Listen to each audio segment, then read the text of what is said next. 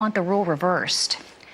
Working to expand opportunities in agriculture for new producers, American Farm Bureau's young farmers and ranchers are convening in Washington for a new committee orientation. Joining us now is Young Farmers and Ranchers Chair Paul Molesky. Thanks so much for joining us, Paul. Let's start with an overview of this week's events in D.C.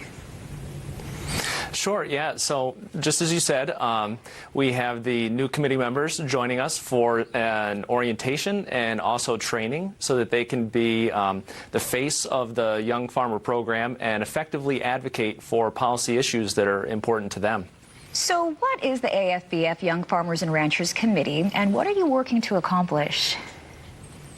Sure. So the AFBF Young Farmers and Ranchers Committee surfaces, develops, and engages young farmers from across the country, and it gives them the tools that they need to effectively advocate for policies that are important to them and be better advocates for agriculture and become the next leaders of the Farm Bureau organization.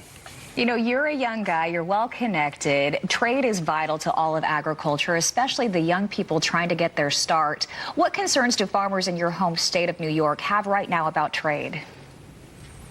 Sure, yeah. So I'm a dairy farmer, and trade is really affecting us. I know if trade were an issue, we produce.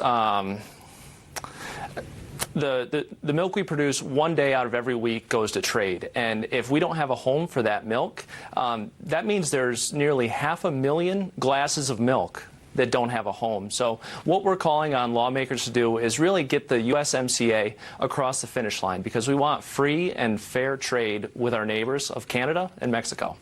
Yeah, you know, there's so much focus on China these days. The USMCA seems to be taking the back burner when it comes to policies right now in Washington. What would you say is your main message for lawmakers on the issue?